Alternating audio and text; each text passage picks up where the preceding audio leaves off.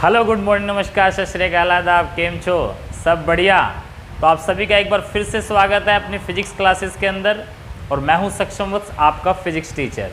तो बच्चों, हम कर रहे थे अपने प्रीवियस लेक्चर में वेक्टर को, और वेक्टर में हमने वेक्टर एडिशन प्रीवियस लेक्चर में किया था कि दो वेक्टर या दो से ज़्यादा वेक्टर्स को कैसे जोड़ा जाता है, और उसके लिए कुछ हमने रूल्स भी पढ़े थे, है ना, ट्रायंगल ला, पैरेललोग्राम ला, उसके बहुत सारे इलस्ट्रेशंस भी किए थे।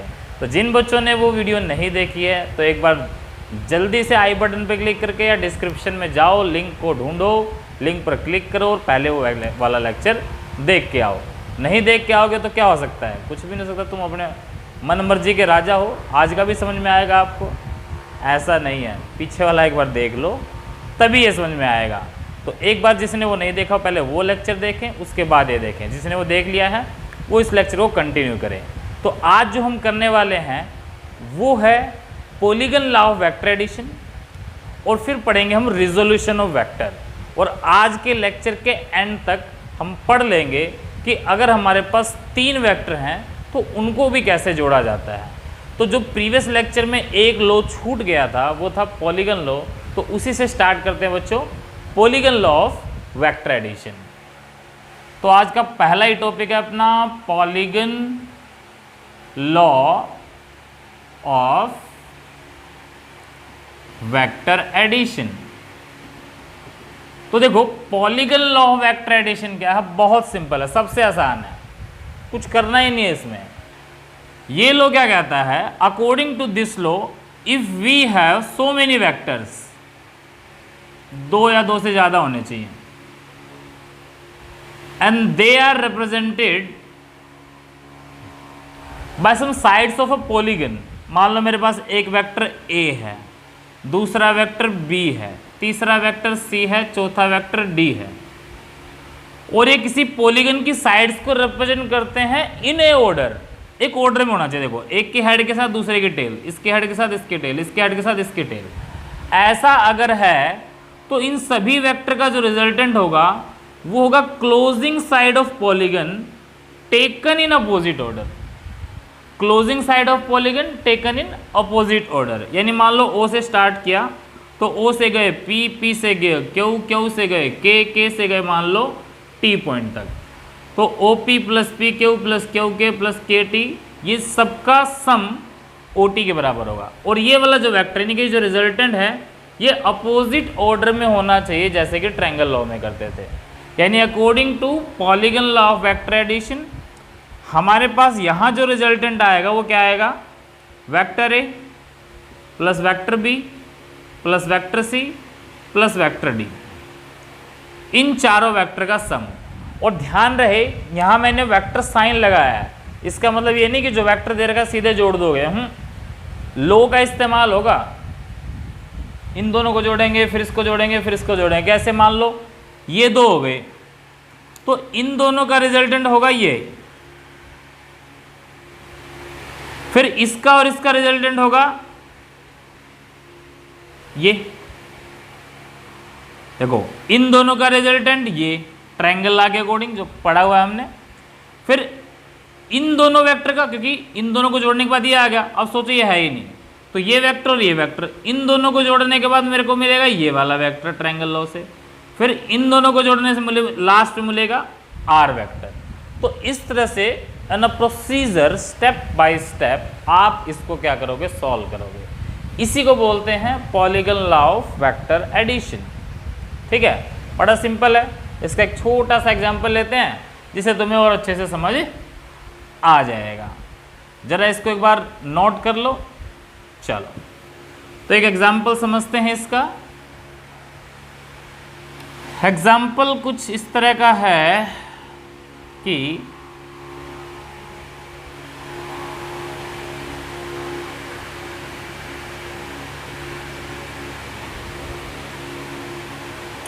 मान लो एक मोटरसाइकिलिस्ट है, वो मोटरसाइकिलिस्ट क्या करता है, O पॉइंट से चलना शुरू करता है और हर 500 मीटर कवर करने के बाद 60 डिग्री अपने लेफ्ट साइड मुड़ जाता है। मान लो मोटरसाइकिल ऐसे चल रही है, तो लेफ्ट साइड इसकी इस तरफ होगी, यानी कि 60 डिग्री ये ओ से मान लो ये ए पॉइंट तक गया 500 मीटर, और 60 डिग्री मुड़ के फिर कहाँ चला गया, फिर 500 मीटर गया, ये फिर 500 मीटर गया यहाँ पर, यानी कि लाइन सीधी जा रही थी ऐसे। अब यहाँ फिर ये कितना मुड़ गया, ये 60 डिग्री टर्न मार गया, फिर यहाँ से गया यहाँ, अभी जाना ऐसे चाहिए, फिर अपने लेफ्ट में, अब इसका लेफ्ट इधर होगा, 60 डिग्री फिर क्या कर गया, ये टर्न मार गया 60 डिग्री, यानी कि ये भी 500, फिर ये भी 500 अब ऐसे चल रहा है तो लेफ्ट इधर होगा, यानी कि जाना चाहिए सीधा, मगर 60 डिग्री कहाँ मार गया, लेफ्ट में टर्न मार गया। फिर 500 मीटर उसने कवर किया, यहाँ आया और फिर यहाँ से दोबारा वो अपने लेफ्ट में 60 डिग्री क्या कर गया, टर्न कर गया। ठीक है, देखो यहाँ से लेफ्ट में 60 डिग्री, तो ये वेक्टर एक बार ड्रॉ कर दें, यहाँ से यहाँ, फिर यहाँ से यहाँ 60 डिग्री। अब यहाँ जाना चाहिए ये ऐसे, तो यहाँ से 60 डिग्री टर्न मार गया, फिर यहाँ जाना चाहिए, यहाँ से इधर 60 डिग्री टर्न मार गया ये। ठीक है, इस तरह से, फिर ये इधर आ गया, और ऐसे लगातार ये चल ही रहा है 60 डिग्री पे टर्न करते हुए। इस तरह से ये अपनी मोशन को बनाए हुए है। क्वेश्चन कहता है find out his displacement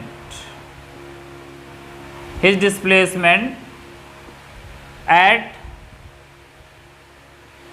third turn पे, सिक्स्थ टर्न पे एंड 8th टर्न पे। तीसरे, छठे और 8वें टर्न पे ये बताओ कि कितना उसका डिस्प्लेसमेंट रहा है, ये क्वेश्चन। चलो देखते हैं। अब देखो यहां से चलना शुरू किया तो पहला टर्न उसने यहां मारा, दूसरा यहां मारा और तीसरा यहां से मुड़ेगा, तो इसका मतलब यहां पर बताना हमने, ये थर्ड टर्न है उसका। तो ओ से लेके यहां तक, ओ से लेके और यहां तक, ये हमने बताना है कि ये कितना होगा भाई, ये कितना होगा। चलो सोल्व करते हैं, कैसे करेंगे इसको, थोड़ा सा ट्रिकी बनाते हैं।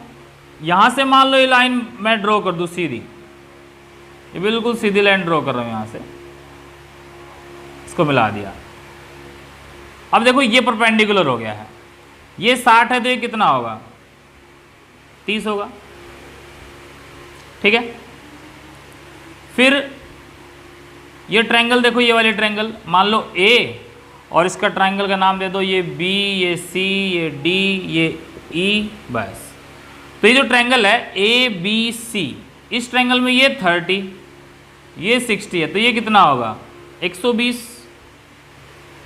क्योंकि टोटल 180 होता है, और एक ट्रायंगल के तीनों एंगल का सम 180 होता है, तो 120 और 30 150, तो ये कितना होगा 30,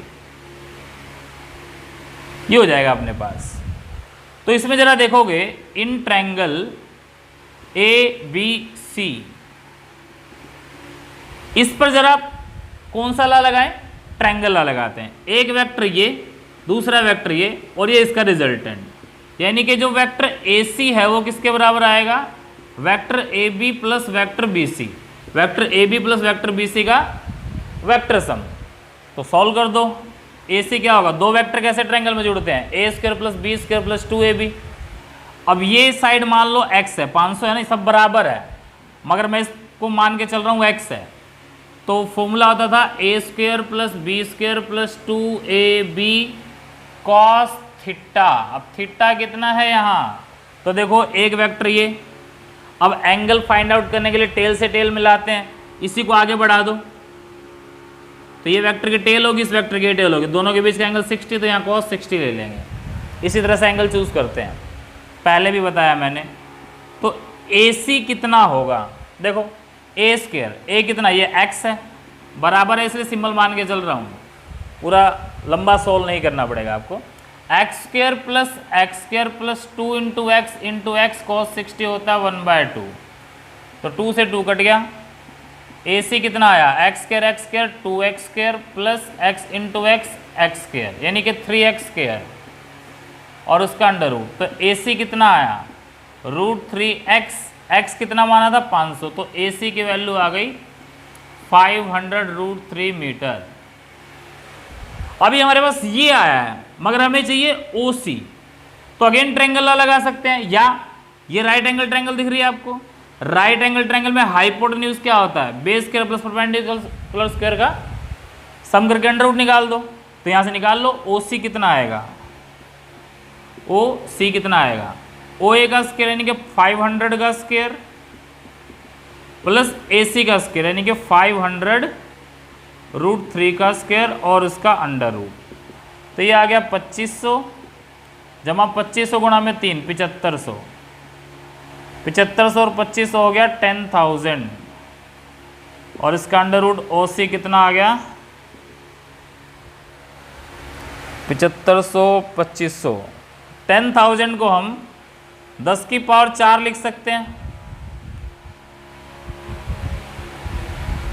देखो ध्यान से, बस कहीं गलती ना कर रखी हो हमने कहीं, ओहो थोड़ी सी गलती कर दी। देखो 5 का स्क्वायर 25 और 2 जीरो आएगी यहाँ पे और 2 जीरो यहाँ आएगी और ठीक है, अब ठीक है, तो इसका मतलब 2 जीरो और बढ़ जाएगी, तो इसका मतलब 1 2 3 4 5 6, 10 की पावर 6 और इसकी पावर 1/2, अंडर रूट का मतलब 1/2, तो इसका मतलब क्या बचेगा 10 की पावर 3, 10 की पावर 3 का मतलब 1000 मीटर।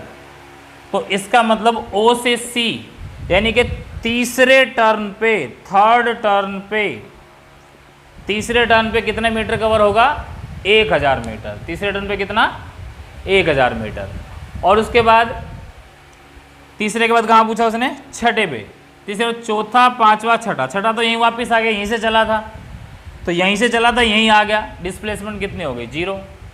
उसके बाद बोला 8वें पे, तो 8वें पे देखो छठा यहाँ, 7वां यहाँ, 8वां यहाँ, तो इसका मतलब यहाँ से लेके यहाँ तक ये डिस्प्लेसमेंट चाहिए ना। अब हमको O से लेकर B तक चाहिए, देखो ये वाला, ये डिस्प्लेसमेंट चाहिए। ट्रायंगल लगा दो 500 + 500 और दोनों के बीच में एंगल 60, ये भी लगाया हुआ, देखो ये कितना आया था 500√3, तो इसका मतलब ये भी कितना आएगा 500√3 मीटर। ये 8वें टर्न की क्या आ गई डिस्प्लेसमेंट।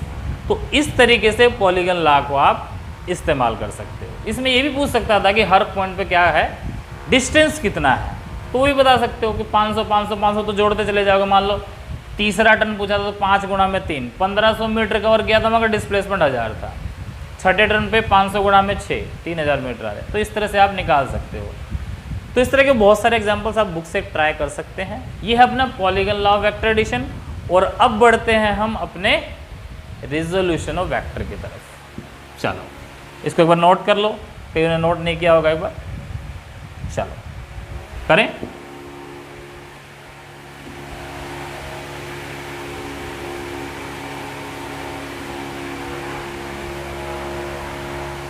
तो नेक्स्ट है बेटा अपना रिजोल्यूशन ऑफ वेक्टर। बहुत इंपॉर्टेंट टॉपिक है। अब तुम कहोगे सर हमेशा ही कहते हो, अब तो हर एक टॉपिक कराने से पहले कि इंपॉर्टेंट टॉपिक है, क्या करें, एक्चुअली में इंपॉर्टेंट है ही। फिजिक्स में इंपॉर्टेंट टॉपिक्स ही इंक्लूड कर रखे, बिना इंपॉर्टेंट टॉपिक तो बहुत कम है, इसलिए कराना पड़ता है। तो रिजोल्यूशन ऑफ वेक्टर क्या है, अभी देखो हमने क्या किया, अभी हमने पढ़ा दो वेक्टर का एक वेक्टर बनाना, रिजल्टेंट पढ़ा ना हमने। मान लो कि एक बॉक्स था, इस बॉक्स पे एक फोर्स इधर लग रही थी, दूसरी फोर्स इधर लग रही थी। हमने कहा भी फोर्स कहाँ जाएगा, तो बॉक्स इधर जाएगा, नेट फोर्स इधर लगेगी, यानी इन दोनों का रिजल्टेंट हो गया ये, ठीक है। अब जरा इसको थोड़ा सा उल्टा समझें कि इसको अगर मैं दो पार्ट्स में तोड़ दूं, ब्रेक कर दूं, F1 और F2 जो इसके बराबर इफेक्ट दे रहे हैं, तो F1 और F2 क्या कहलाएंगे, ये कहलाएंगे इस वेक्टर के कंपोनेंट, और ये हो जाएगा वेक्टर का रिजोल्यूशन। तो रिजोल्यूशन होता है तोड़ना, स्प्लिट करना। जैसे मान लो मेरे पास एक वेक्टर है r, मैंने कहा इसको दो पार्ट्स में तोड़ो, ऐसे पार्ट्स में जितना काम वो r कर रहा है उतना वो दोनों मिलकर करने चाहिए। तो मैंने कहा ठीक है जी, ये लो o है, इसको एक तो मैंने यहाँ तोड़ दिया o से लेकर a पॉइंट तक, और दूसरा ये तोड़ दिया a से लेकर b पॉइंट तक, ये वेक्टर p, ये वेक्टर q। लो जी, क्या मैं सही हूँ? बिल्कुल सही हूँ, क्योंकि p और q का रिजल्टेंट आ रहा है अकॉर्डिंग टू ट्रायंगल लॉ, तो ये भी उसका रेजोल्यूशन है। अब इस तरह का रेजोल्यूशन तुम्हें समझ नहीं आएगा सर कि सर वेक्टर तो ये था, आपने ऐसे कैसे तोड़ा, ठीक है? तो इसको भी समझाएंगे अभी ग्राफ के माध्यम से, बहुत आसानी से समझ में आएगा। ये समझने की बात है, बस वो समझ लो। ये तो दो की बात थी, मैं इसको तीन में भी तोड़ सकता था। हो सकता है कि मैं इसको कह देता, भाई एक इधर चला गया, O से A से B और B से C, पॉलीगन लॉ लगा दिया, vector P, vector Q, vector K। 4 में तोड़ सकते हैं, 5 में तोड़ सकते हैं, कितने पार्ट्स में भी एक वेक्टर को ब्रेक किया जा सकता है। तो जितने पार्ट्स में ब्रेक करेंगे उसको बोलेंगे हम कंपोनेंट ऑफ वेक्टर, ठीक है? तो वास्तव में रिजोल्यूशन ऑफ वेक्टर क्या है? It is the process of splitting of vector, splitting of vector into or more parts। एक पार्ट को दो या दो से ज्यादा पार्ट्स में रिजोल्व करने को बोलेंगे रिजोल्यूशन। सच दैट, एक बात इसमें ध्यान रखनी है, the resolved components must produce same effect together as is produced by vector alone। यानी कि जिस वेक्टर को आप तोड़ रहे हो वो अकेला वेक्टर जितना, मतलब जितना इफेक्ट प्रोड्यूस कर रहा था, जितने कंपोनेंट में आप ब्रेक करोगे वो सारे कंपोनेंट उसके बराबर इफेक्ट देने चाहिए, तो कहलाएगा कि भाई उस वेक्टर का क्या किया आपने? रिजोल्यूशन किया है, ठीक है? उस वेक्टर का क्या किया आपने? रिजोल्यूशन किया, ठीक है? चलो बहुत बढ़िया। अब इसी में एक पढ़ लेते हैं हम रेक्टेंगुलर कंपोनेंट। अब रिजोल्यूशन में भी क्या आ गया? Rectangular components. अब रेक्टेंगुलर कंपोनेंट्स क्या होते हैं? तो रेक्टेंगुलर कंपोनेंट होते हैं कि अगर मैं एक वेक्टर को ब्रेक कर रहा हूं, मान लो ये मेरा वेक्टर है r, इसको मैं ब्रेक कर रहा हूं दो या दो से ज्यादा पार्ट्स में, and such that the two or more parts are perpendicular to each other. Means क्या है समझो, देखो एक बार r है, ठीक है? इसको मैंने दो पार्ट्स में तोड़ दिया, एक इधर और एक इधर। अब ये जो पार्ट्स मैंने तोड़ा, मान लो ये x एक्सिस का, ये y एक्सिस का, और x y एक्सिस तुम्हें पता है आपस में क्या होते हैं? परपेंडिकुलर। तो कोई भी वेक्टर अगर दो पार्ट्स में तोड़ा जाएगा और वो दोनों कंपोनेंट आपस में परपेंडिकुलर हों, दोनों कंपोनेंट आपस में परपेंडिकुलर हों, तो ये दोनों कंपोनेंट क्या कहलाएंगे? Rectangular component. मान लो ये कंपोनेंट Rx हो गया, ये कंपोनेंट Ry हो गया, तो Rx और Ry क्या कहलाएंगे? Rectangular component of vector R। बस टर्म पता होनी चाहिए रेक्टेंगुलर कंपोनेंट का मतलब क्या होता है। जैसे याद करो हमने एडिशन में क्वेश्चंस किए थे, मान लो एक बॉक्स है, इस पर मैं एक फोर्स इधर लगाऊं और एक फोर्स इधर लगा दूं। एक फोर्स मैंने इधर लगा दी, मान लो F1, दूसरी फोर्स इधर लगा दी F2। इन दोनों का रिजल्टेंट क्या होगा? F।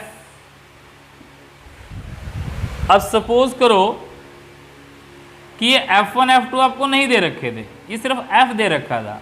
तो अब मैं इसको अगर दो पार्ट्स में से ब्रेक करूंगा, ये F1 ये F2, तो ये F1 F2 इस F के क्या कहलाएंगे? Rectangular component. है वही चीज, उलट पुलट है बस, वहां हम जोड़ते थे, यहाँ रिजोल्व कर रहे हैं उसी वेक्टर को, ठीक है? तो F1 F2 क्या कहलाएंगे? Rectangular component of vector F। इसी तरह जैसे Rx और Ry क्या थे? Rectangular component of vector F. तो अगर मैं कहूं कि मिनिमम कितने हो सकते हैं,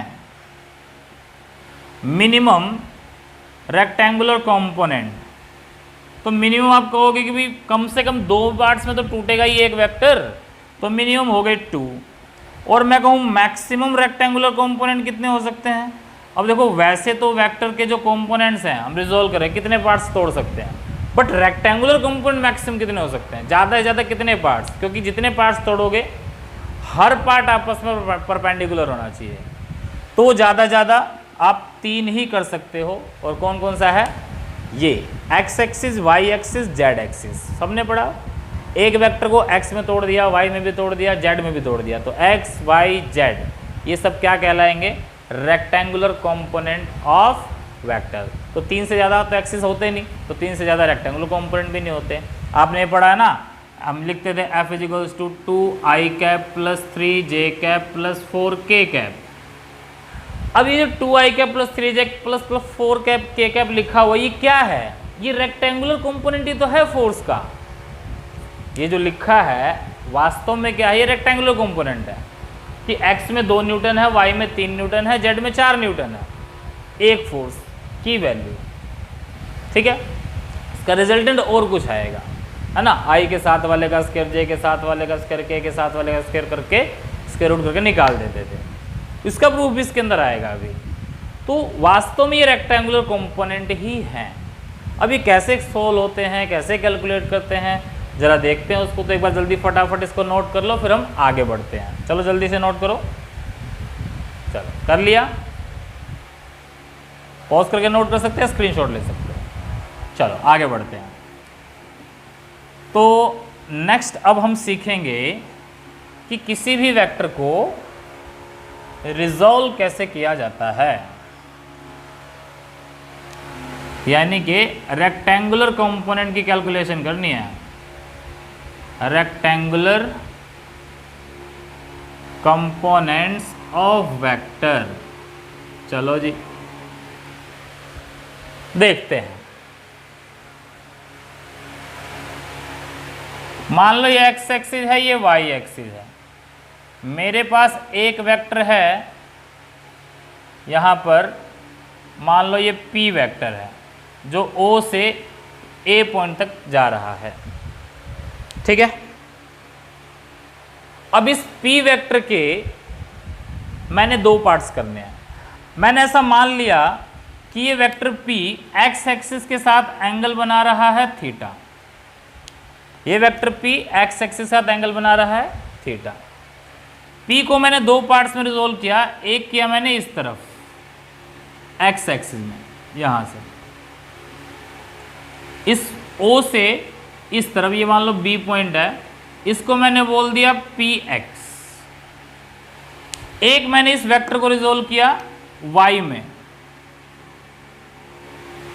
यहां तक, इसको मैंने बोल दिया Py।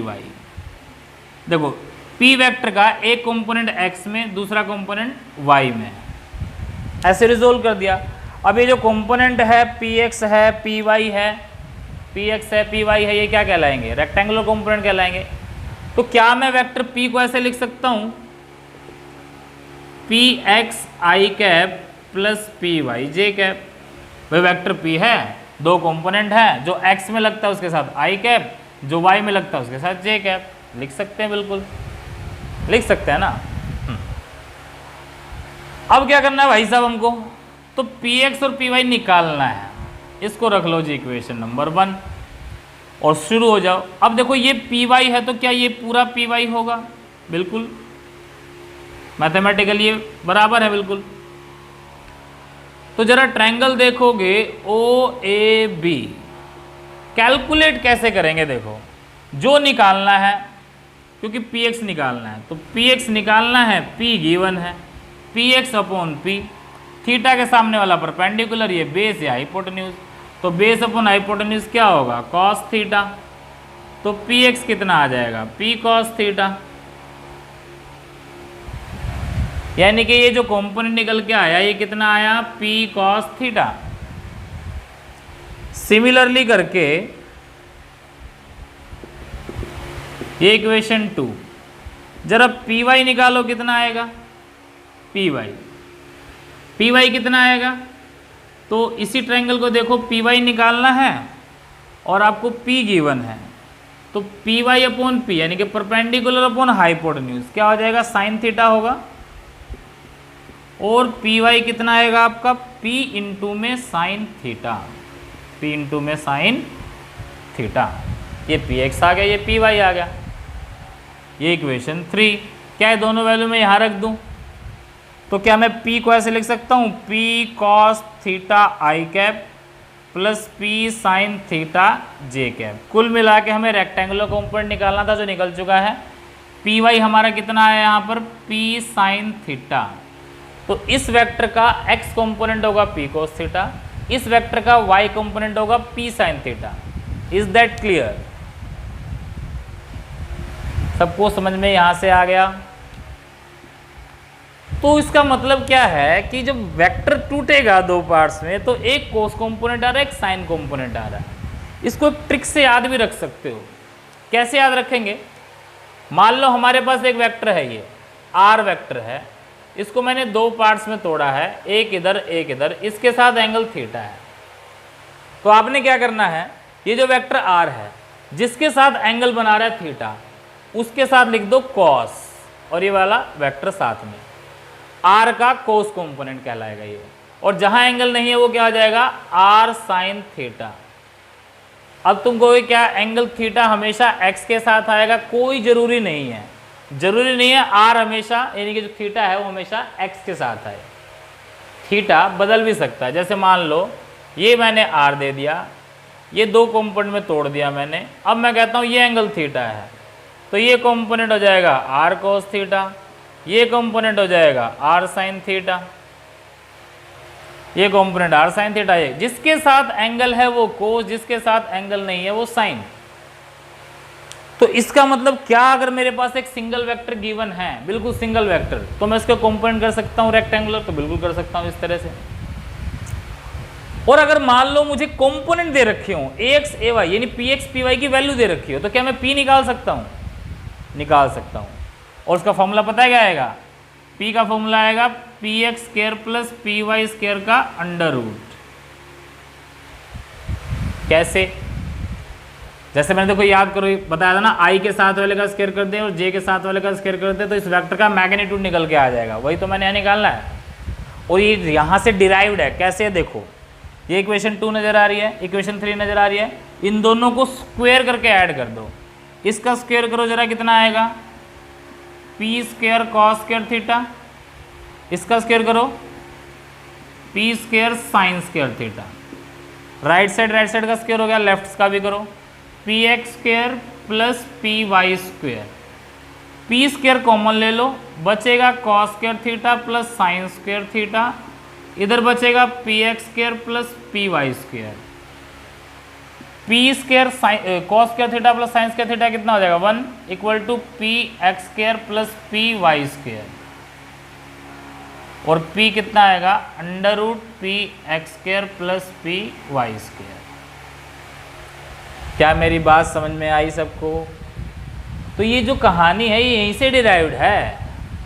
यानी कि अगर मुझे वेक्टर दे रखा है तो मैं उसके रेक्टेंगुलर कंपोनेंट कर सकता हूं, अगर मुझे रेक्टेंगुलर कंपोनेंट दे रखे हैं तो मैं वेक्टर बना सकता हूं। ठीक है, दोनों काम आपको आने चाहिए। और रही बात तीसरी डायरेक्शन की, यानी कि यहां से अगर मैं इस p की डायरेक्शन जानना चाहूँ यानी कि टेन थीटा, तो टेन थीटा कैसे निकलेगा, p y by p x. सीधी सी बात, नो बकवास। तो थीटा क्या होगा, परपेंडिकुलर बाय बेस। ये पी वाई, ये p x, p y by p x. यहाँ से भी डिराइव करके देख लो, इसको इससे डिराइव करोगे, पी से पी कट जाएगा, sine by cos tangent theta आएगा। यहीं से डिराइव्ड है सारी वैल्यूज। तो this is the all about of your rectangular component of a vector. अभी हमने 2 की बात करी, 3 की भी आगे बात करेंगे। पहले इसको जरा नोट कर लो, फिर आगे बढ़ते हैं। फटाफट नोट करो पॉज करके या स्क्रीनशॉट ले लो, फिर आगे बढ़ते हैं। चलो बढ़े आगे, बढ़े, चलो। तो अब हमें इसकी कहानी थोड़ी थोड़ी समझ में आ गई और वो कहानी क्या समझ में आई कि कोई भी वेक्टर को अगर हम दो पार्ट्स में तोड़ेंगे तो जिसके साथ एंगल थीटा है वो कोस हो जाएगा, जिसके साथ एंगल थीटा नहीं है वो साइन हो जाएगा। जरा क्वेश्चन करें एक, मान लो भाई ये एक ब्लॉक है, इस पर एक फोर्स लग रही है F = 10 न्यूटन, जो एक्स एक्सिस के साथ 60 डिग्री का एंगल बना रही है। बताओ कि इस बॉक्स के ऊपर नेट फोर्स कितनी लग रही है। इस बॉक्स के ऊपर नेट फोर्स नहीं, इस फोर्स के दो रेक्टेंगुलर कंपोनेंट बताओ। Find rectangular components of F। तो कर लो भाई, ये हो जाएगा F cos 60, जिसके साथ एंगल है वो कंपोनेंट cos 60। ये कौन सा हो जाएगा F sin 60। तो इसको बोला हमने Fx, इसको बोला हमने Fy, तो हमारे पास Fx आ गया F cos 60, F दे रखा है 10, cos 60 होता है 1/2, तो Fx आ गया 5 न्यूटन। Fy कितना आएगा, F sin 60, F कितना है 10, F sin 60, F है 10, sin 60 होता है √3/2, ये आ गया Fy = 5√3 न्यूटन। आगे दोनों कंपोनेंट। अब अगर मैं इसमें ये निकाल दूं Fx² + Fy² का अंडर रूट, तो देखो क्या आएगा, Fx² आ गया 5 का स्क्वायर, फिर आ गया 5√3 का स्क्वायर अंडर रूट, यानी कि 25 + 75, 100 का अंडर रूट कितना होता है 10, 10 ही तो था, ये F ही तो निकल के आया है मैग्नीट्यूड, तो इसका मतलब ये ट्रू है। तो इस तरह से किसी भी वेक्टर का हम रेक्टेंगुलर कंपोनेंट कैलकुलेट कर सकते हैं। कोई भी वेक्टर, कोई भी एंगल दे देगा, 60 डिग्री, 30 डिग्री या 37, 53, जो हमने पहले भी किए हुए हैं। कुछ और एग्जाम्पल इसके करते हैं, ज़रा इसको एक बार क्या कहते हैं अपना नोट कर लो फटाफट, फिर आगे बढ़ते हैं। कर लिया, चलो एक अगला क्वेश्चन देखते हैं। So the next question is, next question है कि मान लो ये बॉक्स है आपके पास, इस बॉक्स पे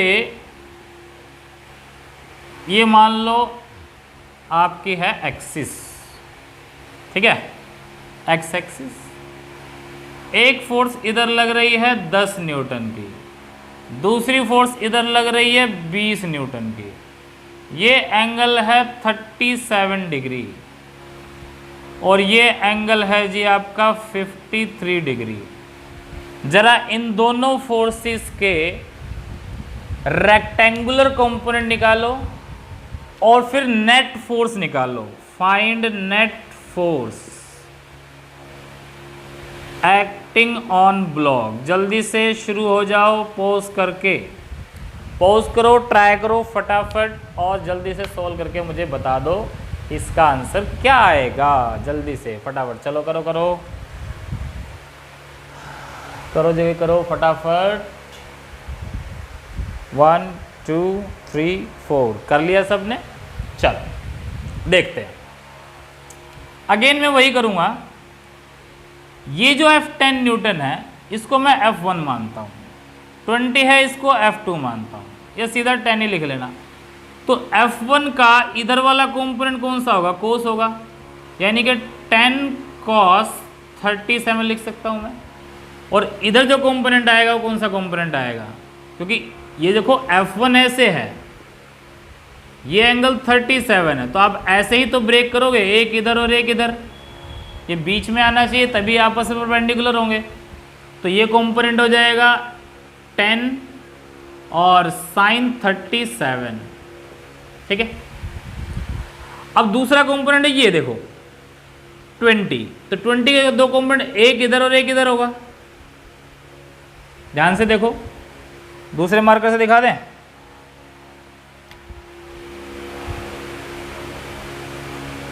तो ये जो 20 है, इसका एक कंपोनेंट तो हो जाएगा इधर और एक कंपोनेंट हो जाएगा इधर। ये हो जाएगा 20 क्योंकि इसके साथ एंगल है cos 53, और ये हो जाएगा इसका इधर कितना आ जाएगा 20 sin 53। तो इसको अगर सॉल्व करें हम तो कुल मिला के हमें एक पॉइंट पे मिला है इस तरफ 20 cos 53 प्लस 10 cos 37, इधर मिला है हमें 10 sin 37, और इधर मिला है हमें 20 sin 53। दो फोर्स थे, इसका रेक्टेंगुलर कंपोनेंट किया, रेक्टेंगुलर कंपोनेंट करने के बाद ये आया। अब इनका नेट निकालना है, तो देखो नेट कैसे निकलेगा, कैसे निकालेंगे नेट। अब पहले cos 53 cos 37 स्टैंडर्ड ट्रायंगल याद कर लो। ये ट्रायंगल बताया था मैंने आपको 37 53 पाइथागोरस का है ना। पाइथागोरस के ट्रायंगल तो सबको पता ही है, ये 4 ये 3 ये 5, छोटे एंगल के सामने छोटी साइड, बड़े एंगल के सामने बड़ी साइड, मतलब 3 4 में। ये हाइपोटेन्यूज हमेशा 5 ही होता है। अब मुझे चाहिए 20 cos 53, जरा इसको सोल्व करते हैं। तो 20 cos 53 तो ये है। अब 53 के सामने हो गया परपेंडिकुलर, ये बेस या हाइपोटेन्यूज। जब 53 लेंगे तो कोस आएगा बेस बाय हाइपोटेन्यूज, यानी कि 3/5, 4 पे कट गया, ये हो गया 12 न्यूटन। फिर है जी 10 cos 37, cos 37 कितना होगा 4/5, बेस अपॉन हाइपोटेन्यूज, थीटा के सामने परपेंडिकुलर, ये बेस। देखो एंगल बदलते बेस बदल जाता है। अब 4/5 आएगा, तो 10 × 4/5, 2 पे कट गया 8 न्यूटन, यानी कि ये आ गया 12 न्यूटन, ये 8 न्यूटन। इन दोनों को जोड़ दिया तो टोटल बना जी 20 न्यूटन। सही है, 20 न्यूटन आ गया। ये कितना आएगा 10 × sin 37, sin 37 कितना आएगा 37 ही है, इसके सामने परपेंडिकुलर ही होगा 3/5, 10 × 3/5, 2 पे कट गया, ये आ गया 6 न्यूटन, 6 न्यूटन ऊपर। और नीचे देख लो 20 sin 53, sin 53 हो जाएगा 4/5, 53 के सामने परपेंडिकुलर ही हो जाएगा। भाई देखो ये स्टैंडर्ड ट्रायंगल तो आपको याद करनी पड़ेगी, और प्रैक्टिस जितना करोगे उतना ही आएगा। 4/5 आया था कितने पे गया 4 पे, ये हो गया आपका टोटल 16 न्यूटन।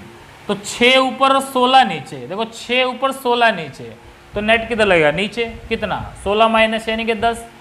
तो इधर लग रहा है 20 न्यूटन, इधर लग रहा है 16 माइनस से 10 न्यूटन। तो इन दोनों का रिजल्टेंट कहाँ होगा, यहाँ होगा। और उस रिजल्टेंट फोर्स का फॉर्मूला आएगा 20 का स्क्वायर प्लस 10 का स्क्वायर, 500 का रूट, यानी कि 10√5 आंसर आ जाएगा। तो जिसका 10√5 आंसर आया है वो बिल्कुल सही है। ठीक, तो ऐसे वेक्टर रिजोल्व करके इस तरह से हमने इसको सॉल्व करना होता है। जल्दी से एक बार पॉज करके नोट करो, फिर बढ़ते हैं हम अपने अगले सवाल की तरफ, अगले क्वेश्चन की तरफ। चलो जल्दी नोट करो। देखो बेटा, अब हम थोड़ा सीखते हैं रिजोल्यूशन में ही एक इस तरह का सवाल जो आपके आगे भी काम आएगा 3rd यूनिट जब हम करेंगे। मान लो अपने पास इस तरह का कोई इंक्लाइंड प्लेन है, ये कोई इंक्लाइंड प्लेन है, ठीक है। इस इंक्लाइंड प्लेन पर एक ऑब्जेक्ट रखा हुआ है जिसका मास है m। ये m kg का एक ब्लॉक यहां रखा हुआ है इंक्लाइंड प्लेन पे। तो देखो तुमने देखा होगा कोई भी ब्लॉक है, मान लो मार्कर ही है, अगर मैं सीधा हाथ रखूँ तो बिल्कुल ठीक है, मगर हाथ को जैसे टेढ़ा करना शुरू होगा तो ये मार्कर स्लाइड करके नीचे गिर जाएगा। या तुम भी कभी इंक्लाइंड प्लेन पे खड़े हो तो गिरना शुरू हो जाओगे। क्यों? क्योंकि वेट का कुछ हिस्सा हमें नीचे गिराने की कोशिश करता है, इम्बैलेंस हो जाता है। तो हमें वो हिस्सा पता करना है कितना होता है। तो मान लो ये इंक्लाइंड प्लेन है ABC, जिसमें ये एंगल है थीटा। अब देखो वेट हमेशा नीचे लगता है परपेंडिकुलर, किसी भी बॉडी का वेट हमेशा परपेंडिकुलर लगता है नीचे, बिल्कुल वर्टिकल लाइन ड्रॉ कर देनी आपने। अगर मान लो ब्लॉक ऐसे होता मास m, तो इस केस में भी वेट नीचे लगता बिल्कुल। तो मैं इस वेट को नीचे लिख रहा हूं W, W यानी कि mg। अब इस वेट के दो कंपोनेंट होंगे, एक कंपोनेंट हमें गिराता है, वो कंपोनेंट कितना होगा वो फाइंड आउट करना है। चलो देखते हैं। जब कोई बॉडी ऐसे स्लाइड करती हुई नीचे आ रही है, देखो इंक्लाइन प्लेन पे, अगर मैं ऐसा मान लूँ कि यहाँ पे जैसे हम कहते हैं ना एक्स एक्सिस है, वाई एक्सिस है, दो कोऑर्डिनेट होते हैं, ऐसा मान लूँ मैं एक कोऑर्डिनेट है इधर, ठीक है, और एक है इधर, ये आपस में परपेंडिकुलर हो गए। तो मैं इनक्लाइंड वाले को मान रहा हूं एक्स एक्सिस है भाई, और इसको मान रहा हूं वाई एक्सिस है, समझ गए। इनक्लाइंड वाले को एक्स मान लिया भाई, ऐसे वाले को मैंने एक्स माना है, ऐसे वाले को मैंने वाई माना है, दोनों के बीच में एंगल 90 है, एक्स वाई प्लेन ही तो है, इसमें किसी को कोई दिक्कत नहीं होनी चाहिए। अब इसमें देखो ये एंगल 90 है, ये एंगल, ये एक्स और ये वाई, इधर एक्स है इधर वाई है, ये एंगल है आपका थीटा, ये एंगल कितना है थीटा, ये एंगल कितना है बताओ, ये एंगल, क्या ये एंगल 90 होगा? बिल्कुल होगा। तो ये एंगल 90 होगा। तो जो ये ट्रायंगल में बना रहा हूं, देखो ये जो इंक्लाइन प्लेन है यही एक्स एक्सिस, ये कंफ्यूज मत होना, ये लाइन और ये लाइन बराबर है। इस एंगल की बात करूं या इस एंगल की बात करूं, एक ही बात है, इसको समझ जाना। तो कुल मिला के मेरा जो ये एंगल आएगा, ये ट्रायंगल बन गया ऐसे। ट्रायंगल में तीनों एंगल का सम कितना होता है 180 डिग्री। तो ये थीटा, ये 90, ये कितना होगा, तीनों एंगल का सम 180। तो ये क्या 90 माइनस थीटा होगा,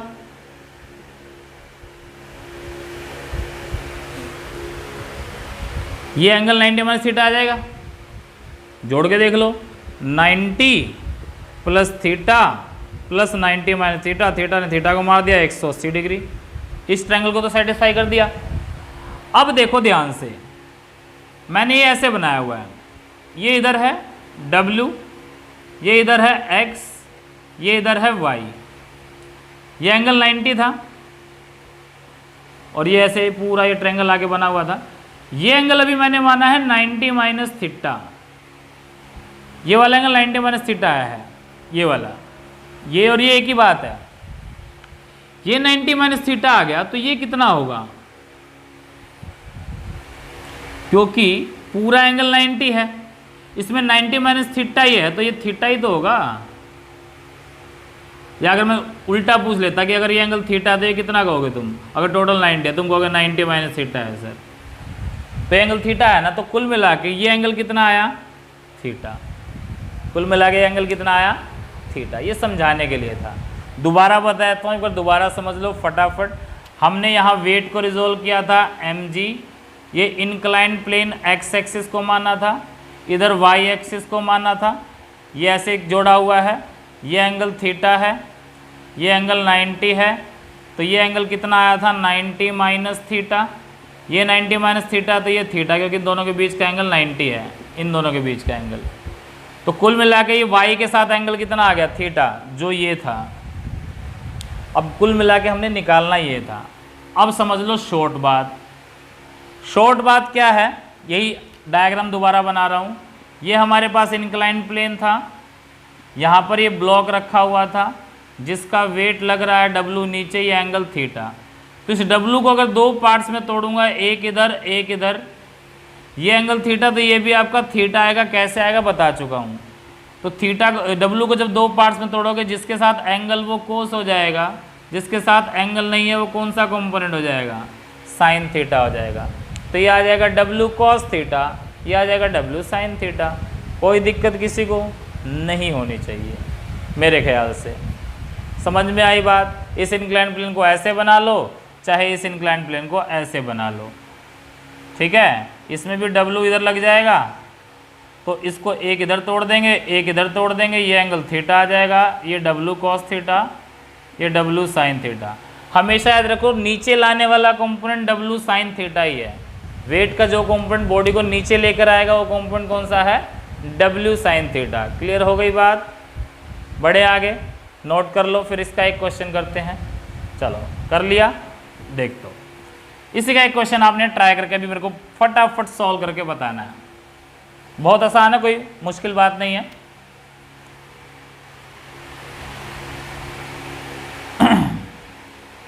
मान लो यहां पर मैंने एक पुली लगा दी, थोड़ा और अच्छे से बनाए। लो जी,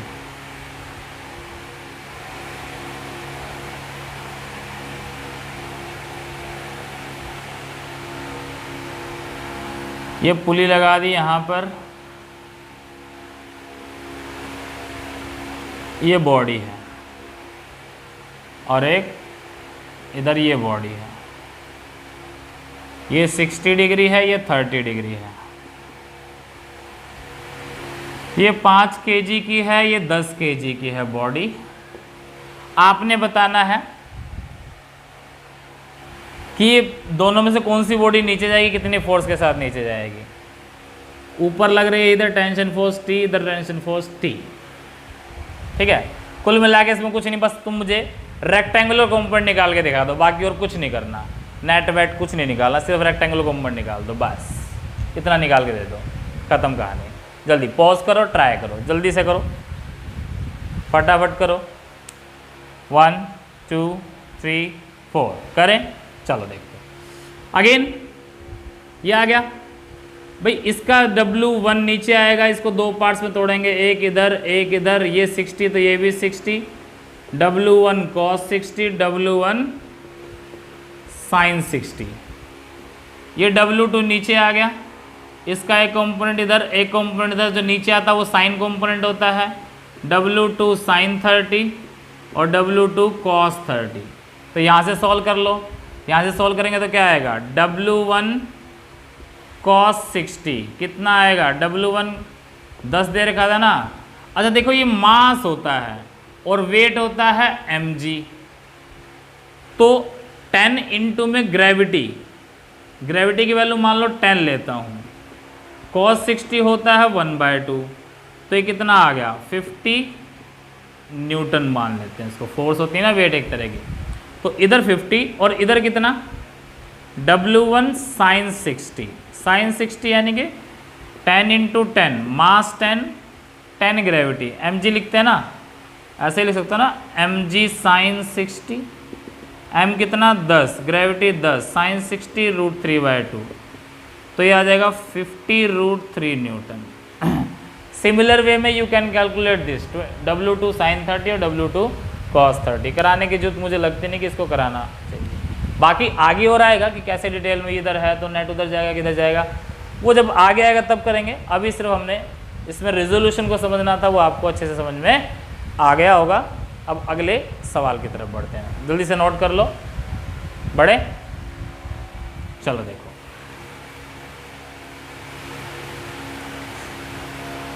इसी तरह का एक अच्छा सा सवाल देखो।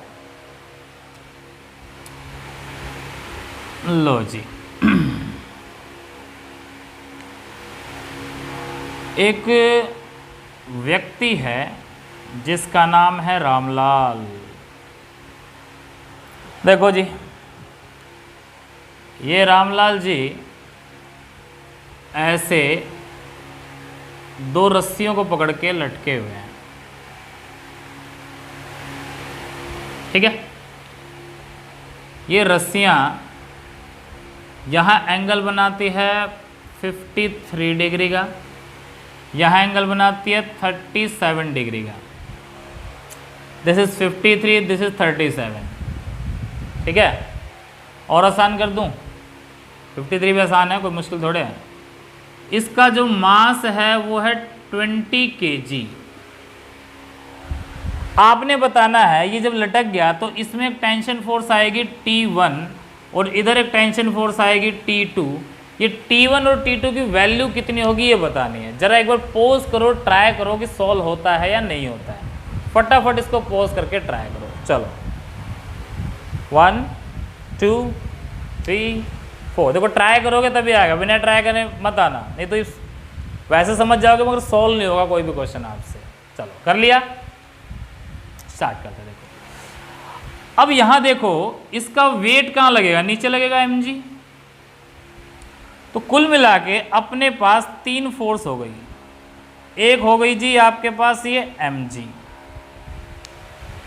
एक है आपके पास ये फोर्स इधर T1, और एक फोर्स है आपके पास ये T2। इधर T2 इधर T1 इधर mg। चलो जी बहुत बढ़िया। अब जरा यहां एक रेफरेंस लाइन में ड्रॉ कर लूं ऐसे, ये एंगल 53, जैसे इसी पे ड्रॉ कर लेते हैं ऐसे। ये 53 है तो ये कितना होगा, 53 होगा। ये वाला एंगल कितना होगा, 53, क्योंकि ऐसे था ना ये 53 है तो ये 53 होगा। ये 37 है तो ये भी 37 होगा। क्लियर है सबको? चलो, क्या मैं T1 को 2 पार्ट्स में तोड़ सकता हूं? T1 को 2 पार्ट्स में तोड़ूंगा तो एक इधर पार्ट आएगा और एक इधर पार्ट आएगा। जो पार्ट इधर आएगा उसके साथ एंगल 37 है तो इसलिए मैं लिख दूंगा T1 cos 37, और यहाँ एंगल नहीं है तो इसलिए लिख देंगे T1 sin 37, जिसके साथ एंगल वो कोस, जहाँ एंगल नहीं है वो क्या लिखेंगे, साइन लिखेंगे। ठीक है जी। T2 को 2 पार्ट्स में तोड़ेंगे तो T2 का एक पार्ट इधर आएगा जिसके साथ एंगल 53 है तो उसको लिखूंगा मैं T2 cos 53, और इधर जाएगा तो T2 sin 53। ये रिजोल्यूशन मेरे ख्याल में सबको समझ में आ गया होगा। अब एक चीज देखो, ये जो रामलाल था ये लटका हुआ है, ना तो ये ऊपर जा रहा है ना ये नीचे आ रहा है, ना ये उधर जा रहा है ना इधर जा रहा है, तो इसका मतलब इक्विलिब्रियम पोजीशन में है। इक्विलिब्रियम पोजीशन में है इसका मतलब नेट फोर्स 0 है इसके ऊपर। तो एक फोर्स इधर लग रही है, एक फोर्स इधर लग रही है, ना ये इधर जा रहा है ना ये इधर जा रहा है, तो इसका मतलब जो T1 cos 37 है वो बराबर है T2 cos 53 के। T1 cos 37 T2 cos 53 के बराबर है। अब T1 इंटू में cos 37 कितना होता है, जरा स्टैंडर्ड ट्रायंगल दोबारा याद कर लो। ये 37, ये 37, ये 53, ये 4, ये 3, ये 5। cos 37 यानी कि बेस अपॉन हाइपोटेन्यूज यानी कि 4/5 इक्वल टू T2 cos 53 कितना होगा, बेस बाय हाइपोटेन्यूज 3/5, 5 से कट गया 5। T1 कितना आ गया, 3/4 times T2।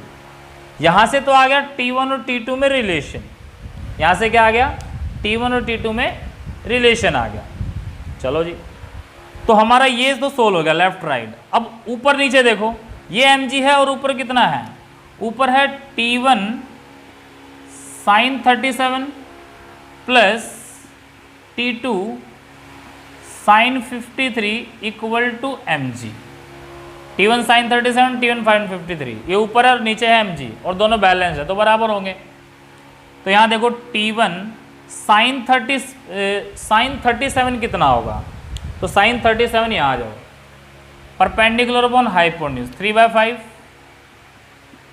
Plus T2 sin 53 कितना होगा, 53 perpendicular upon hypotenuse 4/5 equal to mass दे रखा है 20, ग्रेविटी को 10 मान लो। इधर आ गया T1 इंटू 3/5 प्लस T1 की वैल्यू रख दो। चलो T1 कितना है, 3/4 T2, तो T1 के लिख सकता हूँ 3/4 इंटू में T2। इस T1 की जगह तो ये लिख दिया और 3/5 पहले से था, प्लस 4/5 T2 इक्वल टू 200। यहाँ से कितना आ जाएगा, 3 into 3 9 T2 upon 20 plus 4/5 T2 equal to 200। T2 common ले लो, ये होगा 9/20 प्लस 4/5 इक्वल टू 200। एलसीएम आ जाएगा 20 को सोल्व कर दो, ये आ जाएगा 9 प्लस 4 पे गया 4 चौक 16 इक्वल टू 200। तो यहाँ से आ गया T2 इंटू में 16 और 9 25/20 इक्वल टू 200, और T2 आ जाएगा 200 गुणा में 20/25 8 पे कट गया, और T2 आ गया 160 न्यूटन। तो T2 अगर 160 न्यूटन आएगा यहाँ रख देना, बाकी T1 की वैल्यू आ जाएगी। तो इस तरीके से रिजॉल्व करके हम इसको सॉल्व कर सकते हैं। तो इतने इंपॉर्टेंट टॉपिक है रेजोल्यूशन कि कहाँ कहाँ नहीं यूज़ होता वेक्टर में। तो एक बार ज़रा इसको फिर से पॉज करो, नोट करो या स्क्रीनशॉट ले लो जल्दी से। देखो बेटा, नेक्स्ट करते हैं हम एक रेजोल्यूशन में बहुत अच्छा सवाल है, घड़ी वाला सवाल। और घड़ी वाला सवाल क्या है तो सबको पता है, घड़ी के अंदर कितने नंबर होते हैं? 12, 6, 3 और यहाँ क्या होता है? 9। ये 1, 2 और फिर 4, 5, 1, 2, 3, 4, 5, 6, 7, 8, 9, 10, 11 और 12। लो जी, ये 10, ये 11, ये सेंटर पॉइंट है। मैं कहता हूं जो एक नंबर है उसकी तरफ मैंने 1 न्यूटन की फोर्स लगाई, 2 वाले की तरफ 2 न्यूटन की फोर्स लगाई, 3 वाले की तरफ 3 न्यूटन, 4 वाले की तरफ 4 न्यूटन, इधर 5 न्यूटन, इधर 6 न्यूटन, इधर 7, इधर 8, इधर 9, इधर 10, इधर 11 और इधर 12। जो नंबर लिखा हुआ उसकी तरफ उतने न्यूटन की फोर्स लगा दी। तो ये बताओ यहां पर नेट फोर्स कितनी लग रही है? इस पॉइंट पे नेट फोर्स कितनी लग रही है ये बताना। पॉज करके ट्राई करो फटाफट, फिर हम इसको आगे सॉल्व करते हैं। जल्दी से ट्राई करो। 1, इसमें भी रेजोल्यूशन इस्तेमाल होगा, हिंट दे रहा हूं पहले, रेजोल्यूशन इस्तेमाल होगा, उसी से सॉल्व होगा ये। 1, 2, 3, 4। चलते हैं हम इस क्वेश्चन की ओर। देखो, चलो सॉल्व करते हैं। अब ये मेरा मान लो O पॉइंट है भाई, ध्यान से देखो 12 के बिल्कुल अपोजिट 6 होता है। इधर 12 न्यूटन लग रहा है और इसके बिल्कुल अपोजिट 6 न्यूटन लग रहा है, तो नेट कहां लगेगा? ऊपर 12 नीचे 6, तो नेट कहां होगा? नेट होगा 6 न्यूटन ऊपर की तरफ होगा, बिल्कुल होगा। 12 से बिल्कुल इधर आ जाओ 11 पे, इधर 11 न्यूटन लग रहा है। अब 11 के बिल्कुल अपोजिट 5 होता है, घड़ी देख सकते हो, 11 के बिल्कुल अपोजिट 5 मिलेगा, तो 5 न्यूटन इधर 11 न्यूटन इधर, 11 में से 5 गए, इसका मतलब ये हो गया आपका 6 न्यूटन 11 की तरफ। ये 12 था, ये 11 की तरफ, बस याद कर लो। फिर 10 को देखोगे, 10 के बिल्कुल अपोजिट 4 होता है, 10 - 4 इसका कितना हो जाएगा? ये भी 6 न्यूटन आएगा, ये 10 की तरफ आएगा। फिर ये 9 न्यूटन, 9 के बिल्कुल अपोजिट 3 होता है, 9 - 3 तो ये कितना हो जाएगा? 6 न्यूटन। अब यहाँ तक करने के बाद एक चीज़ बताओ, ये 11 और 12 के बीच का एंगल कितना होगा? कितना होगा? पूरा 360 डिग्री होता है, और मैंने 12 बराबर हिस्से करे हैं। 360 डिग्री को 12 हिस्से में बांटोगे तो 360/12 कितना आएगा? 30 डिग्री।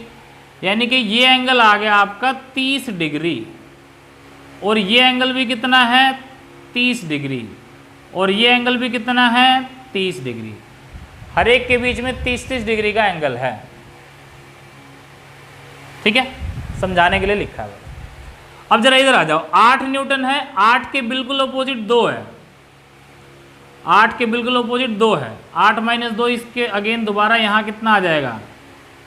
6 न्यूटन।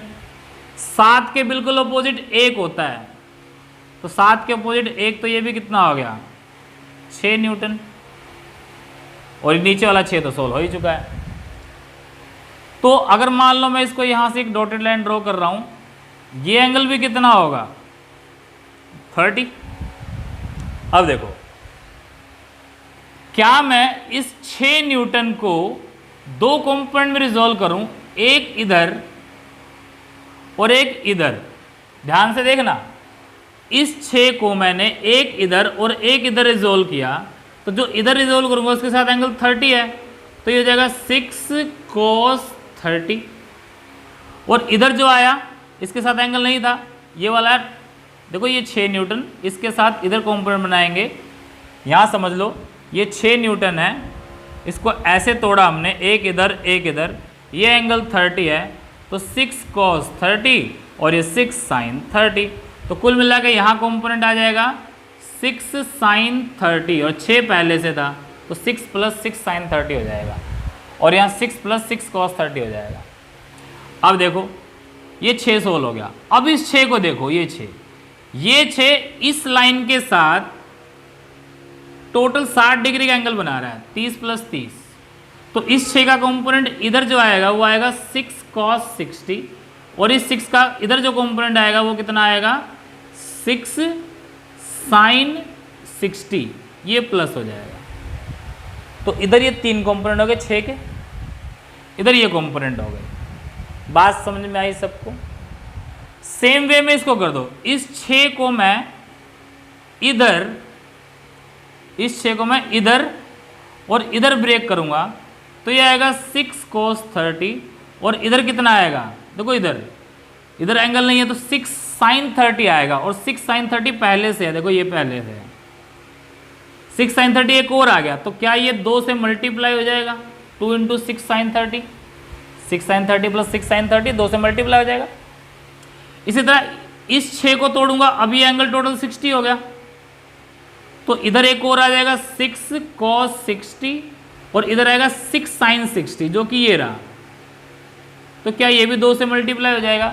बिल्कुल हो जाएगा। तो जरा ध्यान से देखेंगे, अब मैं इसको अलग से बना रहा हूं यहां पे। इसमें जो इधर लग रहा है, इधर वो लग रहा है 6 + 6 × 2 कितना हो गया, 12 sin 30 + 6 × 2 12 sin 60। ये तो इधर लग रहा है। ऊपर लग रहा है 6 न्यूटन, 6 cos 30, 6 cos 60। नीचे लग रहा है 6 cos 30, 6 cos 60। देखो 6 cos 30, 6 cos 60 यहाँ भी और यहाँ भी है, ये ऊपर भी लग रहा है नीचे भी लग रहा है, तो ये दोनों एक दूसरे को कैंसिल कर देंगे। तो ऊपर क्या बचेगा, सिर्फ 6 बचेगा। ऊपर बचा 6, इधर बचा ये, तो दोनों का रिजल्टेंट कहाँ से आएगा, बीच से, तो नेट फोर्स हो जाएगी ये।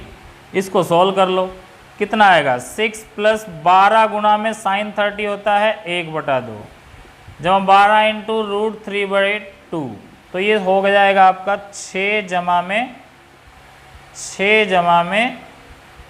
√3, 6 और 6 12 जमा 6 √3, तो ये आ गया 12 + 6 √3। इसको सॉल्व कर लेना, 6 √3 1.73 वैल्यू रखे, और इन दोनों का रिजल्टेंट आप भली बातें निकाल सकते हो, तो उसका निकालने की जरूरत नहीं, हिंट देना काफ़ी था। तो इस तरीके से आप इस क्वेश्चन को सॉल्व कर सकते थे। तो ये हैं वेक्टर रिजोल्यूशन के बहुत सारे हमने इलस्ट्रेशन किए हैं, अच्छे कोशिश की है मैंने समझाने की आपको कि ज़्यादातर जो कंपटीशन लेवल का है वो आपका क्लियर हो जाए। देखो जिस एग्ज़ाम में आप बैठने वाले हो वहाँ ये तुच्छ पुच्छ क्वेश्चन नहीं पूछे जाते, तो छोटे से लेके बड़े लेवल तक छोटा क्वेश्चन भी कराया, बड़ा भी कराया। अब हम एक लास्ट इसमें कर लेते हैं कि 3 वेक्टर को जोड़ा कैसे जाता है। तो एक बार जरा इसको नोट कर लो, फिर आगे बढ़ते हैं। कर लिया, चलो।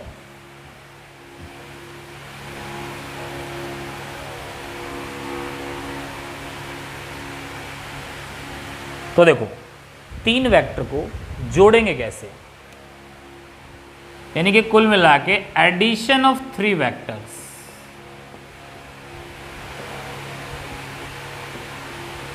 अब अगर मान लो एक vector they they a = 2i cap + 3j cap + 4k cap, b they they 2i cap + 5j cap, और c दे दे 3i cap + 4j cap + 6k cap. मैं कहूँ इन तीनों को जोड़ दो, और जोड़कर रिजल्ट आएगा r।